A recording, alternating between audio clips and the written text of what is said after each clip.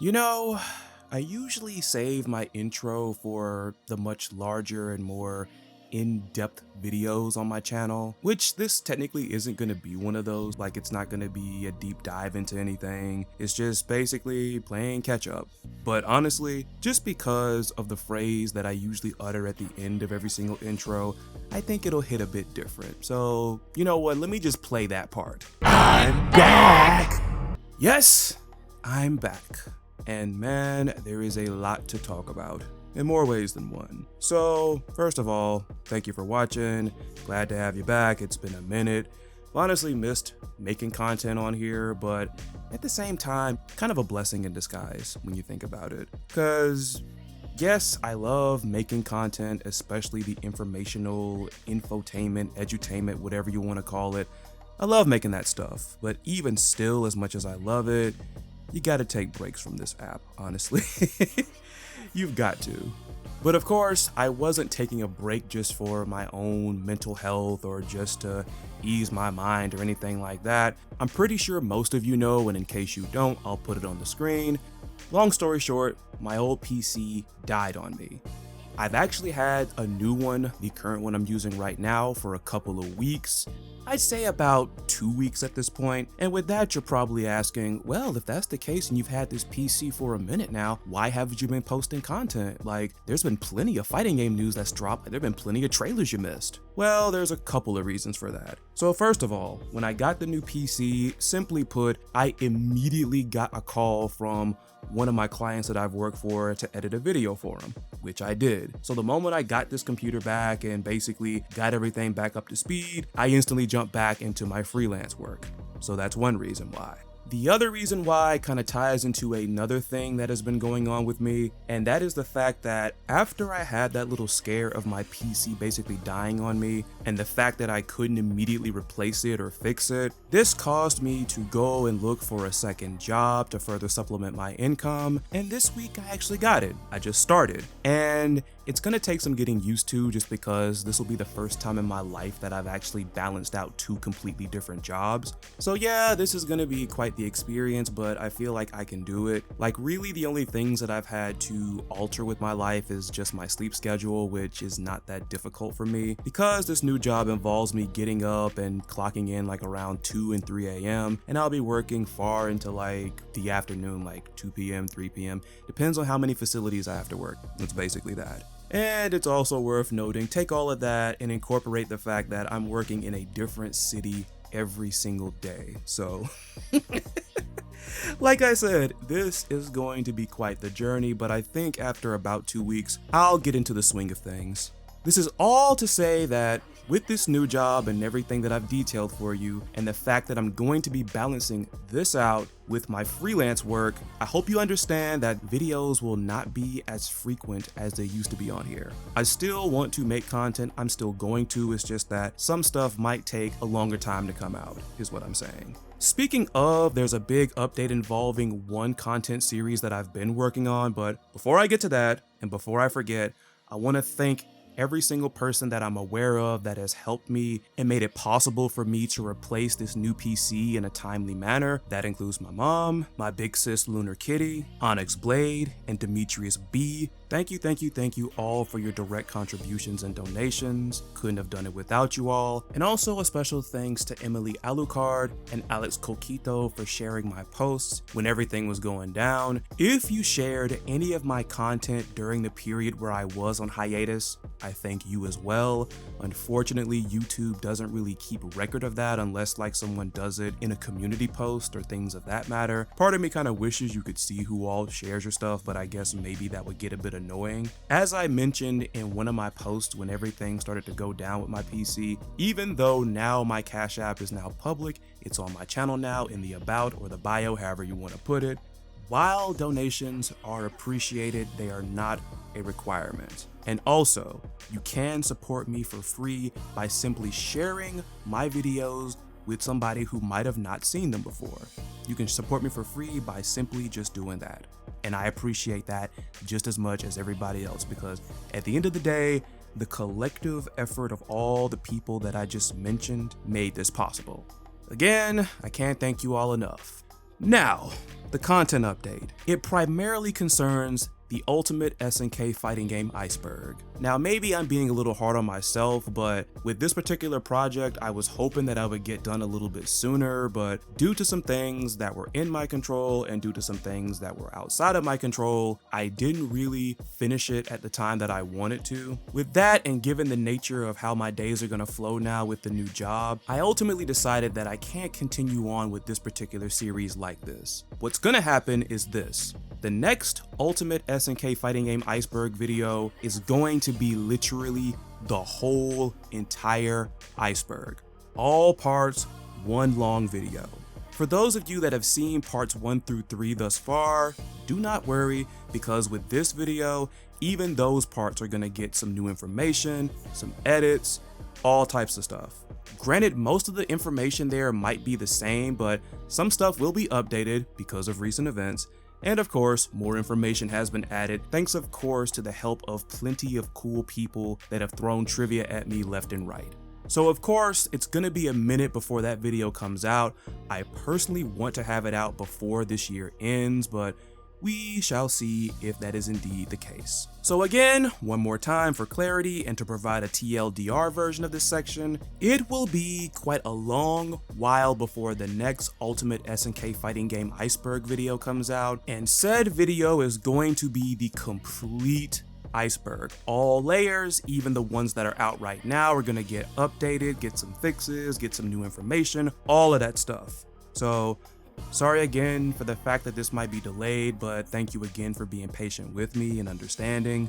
So now that we gotten that out the way, I think it's time to catch up on some fighting game news. Now, I don't want to keep you here all day, so I'm gonna kind of speed run through some of these or whatnot, but there's been quite a lot that has happened since I've been gone, and I'm pretty sure you know that. So, picking something at random, let's talk about Pocket Bravery, shall we? Because I actually did pick up Pocket Bravery like a day or two after it first came out. Honestly, I feel like this game has something special about it. I actually streamed it not that long ago, and I felt like maybe I had just been rusty or whatnot, because one of the first things I did in this game was Jimena's Trials. I know I've only talked about Pocket Bravery on here a little bit, like I really think there's only one video where I mentioned it, but yeah, this character right here was the one that I knew I was gonna main. I love everything about this design. And her trials, like at first I'm like, okay, I got a little something going on. But then out of nowhere, I'm like, okay, have I just lost my fighting game touch, or are her trials very freaking difficult? And then I went and watched Ignorant Rizzy try to do her trials, and nope, it wasn't just me. Despite how much the trials tortured me, in particular trial number 9, Jimena's still fun. Still my favorite character in this game thus far. Unlike most other fighting games, Pocket Bravery was one of those games where once I bought it, I was literally getting a first impression of almost everything, like with the characters. Like the only thing that I was remotely familiar with was the design, which is actually pretty cool. Like I said, I could see this definitely appealing to a lot of old school fighting game fans, and I hope the people that are being the loudest about wanting this particular type of art style back actually come and they actually support and show out for Pocket Bravery. Because again, like I said, this game I think has something special, and on top of that, I am tired of armchair fanboys. My next character to pick up, it might be Malika, because really, exploding lotus bombs that she can teleport to, exploding lotus bombs. I think I can stop right there. Aside from the smooth animations and, dare I say, pretty awesome soundtrack, the one other thing that I like about Pocket Bravery is that they separated story mode from arcade mode. I've said this before and I'll say it again. Arcade mode, self-explanatory. It's giving you a feel of what it was like playing fighting games in the arcades. Pop your quarter in and you go through the ladder or the tower, whatever it is you might call it, to get an ending with the character. You might unlock some stuff. And of course, in arcade mode with endings, you'll have some storytelling, but it varies. Some endings are canon, some of them aren't. Some of them are played for laughs, some of them are just what ifs. But the story mode needs to tell the game's story. In addition to separating it from arcade mode and making it its own thing, I like how story mode is structured. I like the fact that, of course, you have visual novel-esque storytelling, but also you have somewhat of these little mini games sprinkled in throughout certain segments. I like that. Again, I've said it before and I'm gonna say it again, it makes me all the more happy to see more fighting games stepping up their game when it comes to unique single player content. Even someone like me that gets their enjoyment from playing against other people, whether it's tournaments, get-togethers, or online, like I said, I'm enjoying Pocket Bravery story mode thus far. The story is actually pretty decent, honestly.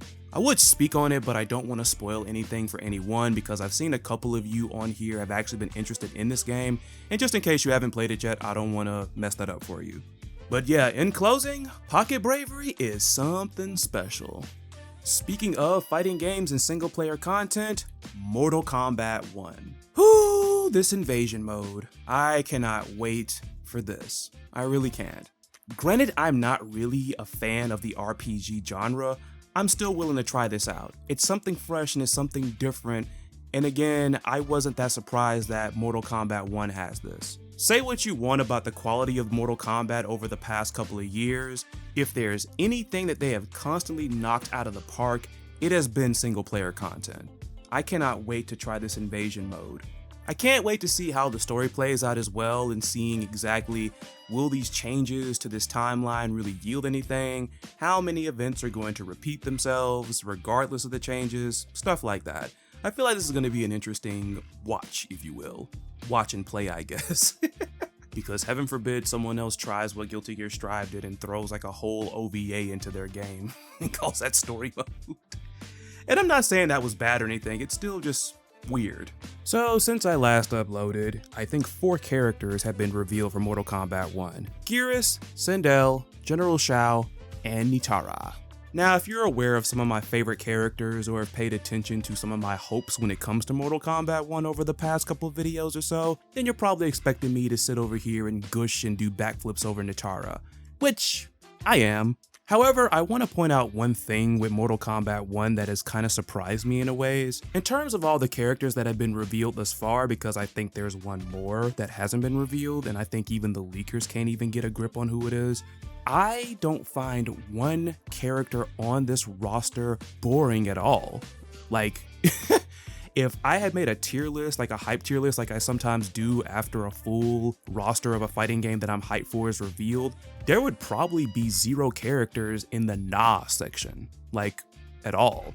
And here's the crazy thing about that. I have never been a fan of Shao Kahn, or General Shao as he's called now. Not just because like he's a villain and you're supposed to dislike him, it's like even as a character I'm just kind of like, okay, fine, I mean, haha, you suck. Cool, I get it. But I've never been crazy about him. Same thing with a character like Geras. I didn't think either one of these characters are bad, it's just not somebody that I would be bending over backwards to want to play. But that definitely changed when it came to Mortal Kombat 1 though. Despite the fact I haven't made any content talking about it or even any community post, I have seen the combat cast, and with General Shao's fighting style, and this is just me talking here, but I got something of a Sam Show vibe from his fighting style, because as you know, he's equipped with a battle axe. I guess he's not graduated to the hammer yet because he's not the Khan, but I like how he has specific moves where he's armed and when he's unarmed, especially the fact that you can slam somebody on the weapon as it's laying there. I enjoyed that a lot. And with Geras, I do like the wrestling influences when it comes to his moveset, and I think they did a clever job at pairing that with, of course, the time shenanigans. Like, he looks hella fun in this game. So yeah, like I said, even with characters that I'm not even that crazy about, I actually wouldn't mind picking them up and trying them out. Sindel, I think, is going to be a very popular pick due to the fact that she has a special ability to manipulate the opponent's cameos, which, again, when I saw that in the combat cast, I'm like, this character is dirty. She is dirty, but I just can't wait. There's going to be Sindels possibly all over the place. One other thing that I took from watching Sindel, and I know it's just an aesthetic thing, but I wish that the crazy haired Sindel that you see when she does her super or her fatal blow, I wish that was like a mode or a stance or something, because freaking love crazy haired Sindel.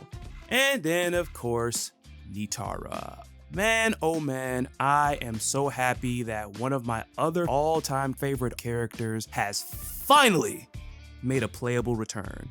I'm really digging her new look, and I know of course the big thing with Natara's reveal was the fact that she's being voiced by Megan Fox, who I'm not a fan of and I don't dislike her either. I do know lots and lots of people really do admire her, but I mean, all that aside, I think her voice work for Natara was solid from what I could tell. I'll save my comments about the other characters for a possible hype tier list once the full starting roster is revealed, but with that being said, I want to talk about a character that may not be in this game, and I know that they've talked about this character insanely, especially on the Twitterverse or whatever they're calling that site, X. Who cares? I'm talking about Jade. Now, if you watch my top 50 all-time favorite fighting game characters video, you of course would know that Jade was way higher on my list than Natara was. And you would think like, oh, aren't you upset that there's gonna be no Jade in this game?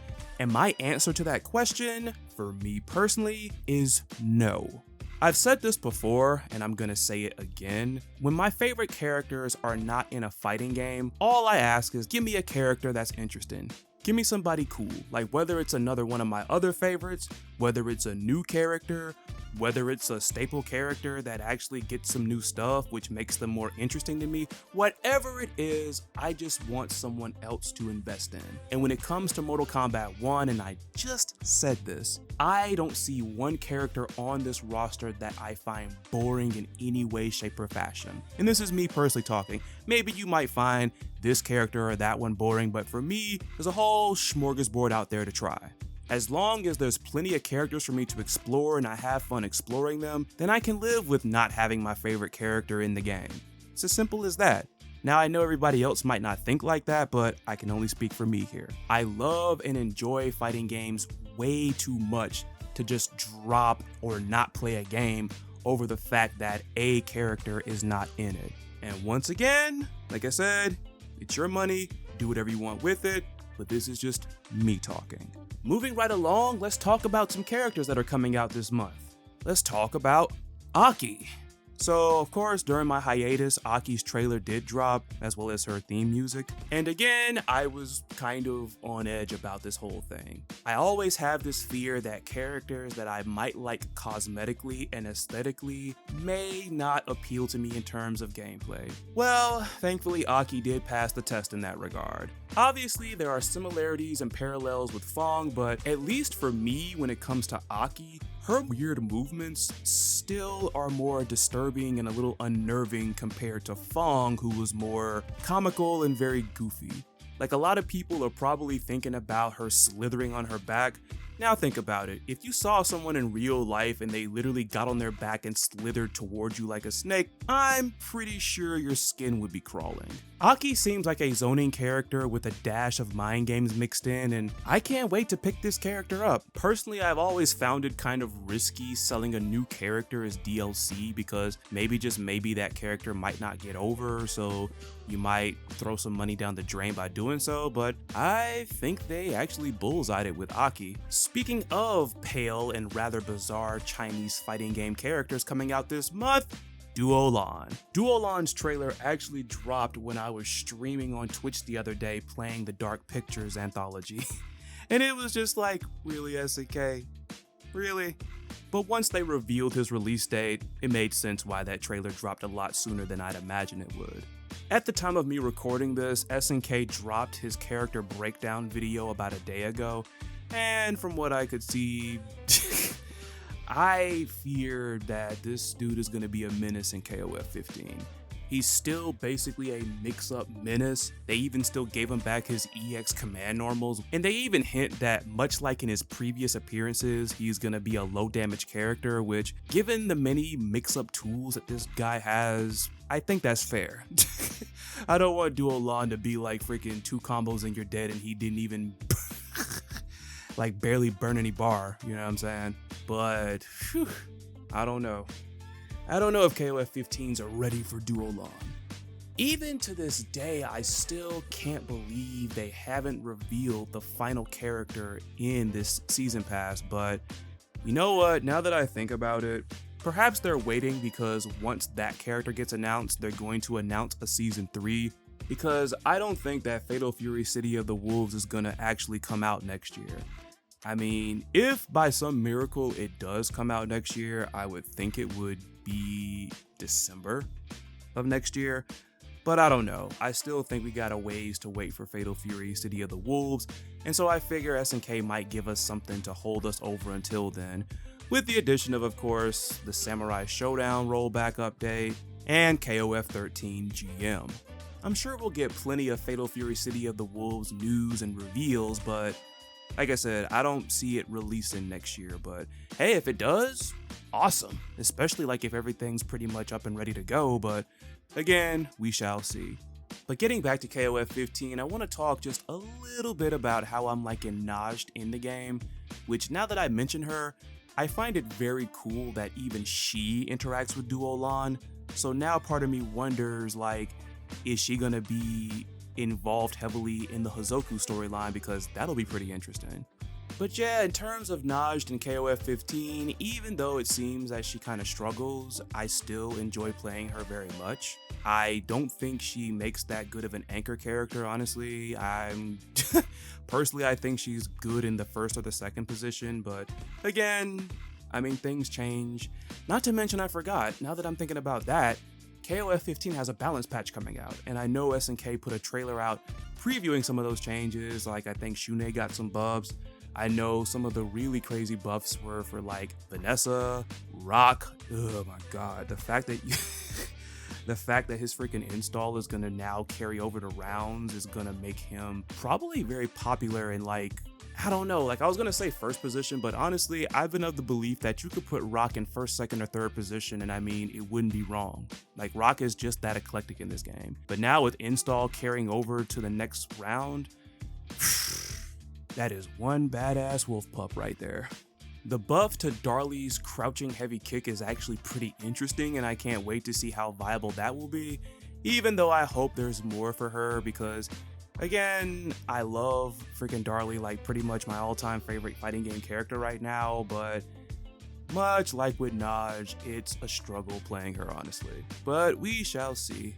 I want to close this by talking about something in regards to KOF 15 that I haven't discussed on this channel in a while, and that's more so because almost every time I bring it up, someone is being annoying about it, whether it's somebody coming out of the woodwork to just defend SNK and basically stand for them, whether it's people that don't engage with this particular thing but they decide to stick their noses in anyways. But the matchmaking. I've said it before and I'll say it again. Long as I have been playing KOF 15, I have not been bitten that badly by the bad matchmaking bug. There may have been 3 times I remember not being able to find a match for like almost over an hour. Only like 3 times. But every other time, I could get a decent amount of matches. But I don't know what's happened since like the Najd patch, or probably more in particular the Genetz patch, but I get matches even faster now. Now, of course, we obviously had crossplay implemented into the game, but crossplay, matchmaking are 2 different things in this case. But even now, like for a while, I've been getting matches even faster. Like I said, I can't speak for anyone else, and I'm not going to exclude anyone else that might still be having issues. That is another thing when it comes to this topic that really upsets me.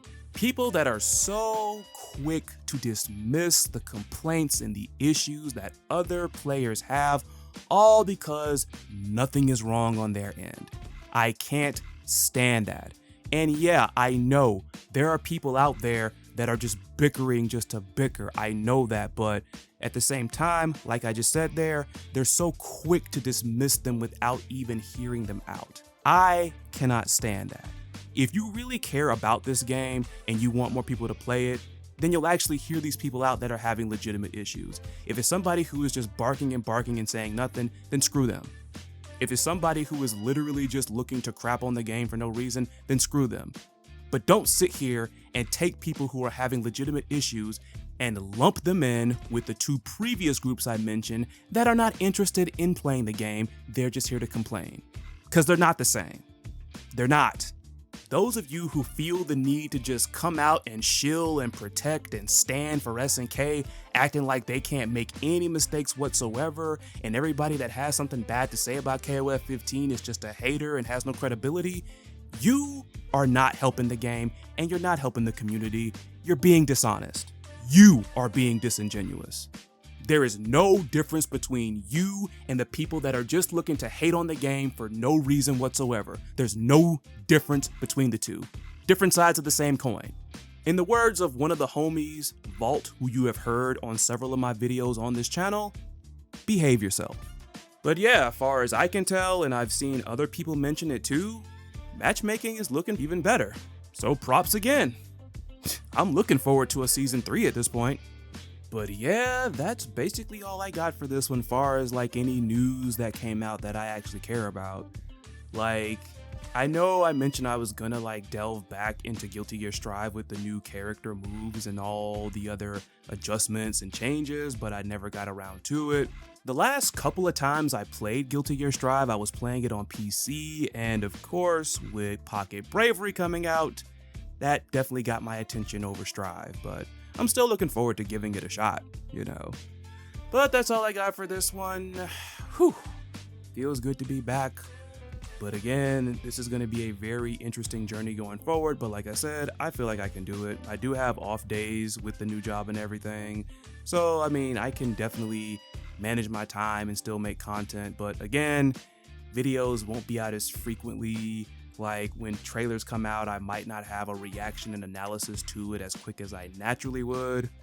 And again, I appreciate the fact that you understand, and if that upsets you, I'm sorry, but I really needed more income with not only just everything with the PC, but like a couple of other things happening in my life.